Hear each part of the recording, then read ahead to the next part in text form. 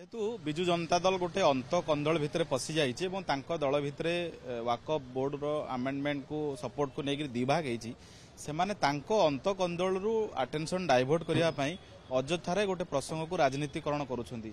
जो घटनाटी घटी बिजु बाबूंकर स्टाच्यू जली अत्यंत दुखदायक घटना। भारतीय जनता पार्टी को दृढ़ भाव में निंदा करिछि, निजे मुख्यमंत्री निंदा करिसेंती, राज्य सभापति को दृढ़ भाव में निंदा करिसेंती एवं घटनार जे अभियुक्त ताकू मध्य गिरफ करा जाइछि एवं से जने मध्य मानसिक विकारग्रस्त युवक से किछि दिन तले गोटे इलेक्ट्रिक खुंटी उपर चढ़ी जलंता इलेक्ट्रिक तार को छुईबा पई चेष्टा करुथला। ताकू मध्य ग्रामवासी लोक उद्धार करथिले, इलेक्ट्रिक कटा जाइकि ताकू खुंटी तलू ओला जाइथिला। से तेणु गोटे मानसिक विकारग्रस्त युवक एभली कांड करिछि। बिजु जनता दल जेहेतु प्रसंग पाउनी अଯଥାରେ गोटे राजनीतिकरण करी घटनार पॉलिटिकल माइलेज ना पई चाहूछि। आपनकर मने थिबो महांगारे बिजु बाबू को प्रतिमूर्ति भंगार गोटे घटना आसथिला।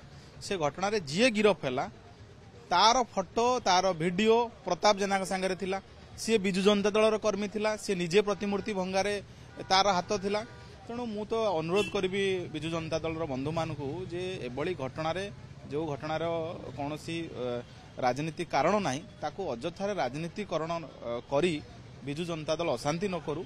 आउ बिजु जनता दल ए घटनार पॉलिटिकल माइलेज ना जदि चेष्टा करुथिबो ता केबे भी सफल होब नाही। कारण ओडिसा लोक जानि जाइछंती सत कोन।